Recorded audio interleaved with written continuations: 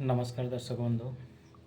आज मुझे एमती गोटे खबर आनी जोटा शुणिले आपण मैंने बहुत खुशी हो आपण घरे जो सब पुराणा सुना पड़ी जदि आपण यही प्रोसेस टी फॉलो करें आपण घरे जिते सब पुराणा सुना सी एमती चमकीब लगे जमती आप सांगे सांगे तैयारी करके आनी।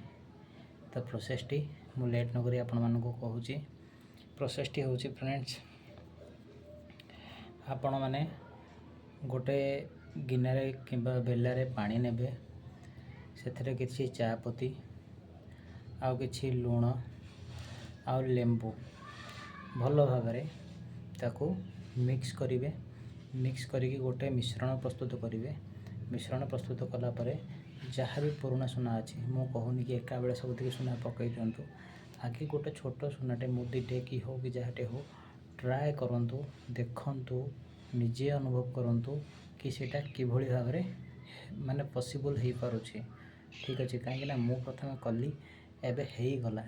ठीक अच्छे मु प्रथम गोटे मुदीटे को कली बर्तमान पूरा नुआ हो गला। एमती नुआ कि ताको बुड़े किसी समय रखिली रखिला पर उठे टिके ना खाली पुराना ब्रश जो दांत घसा ब्रश रोचे ताको टिके मारदेली से पूरा नुआ भली हो गला।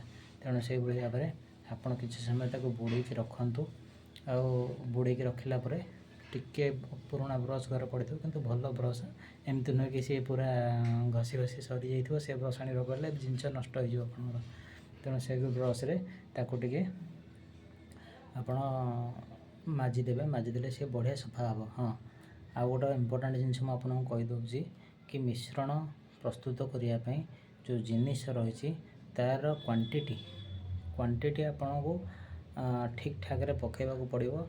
मु आपन को क्वांटिटी लिखिकी देदेवी डिस्क्रिप्शन रे जो थे कि आपन को मिश्रण प्रस्तुत करिबारे कौन से असुविधा हेनी। ठीक अच्छे यही भाव में आपण घरे जितक सब सुना अच्छी ताकू नुआ करें। मु जानी एक वीडियो को जदि कौन सी बणिया लोक देखती ताले निश्चिंत भाव विरोध करेंगे किंतु यहाँ हूँ सत। धन्यवाद।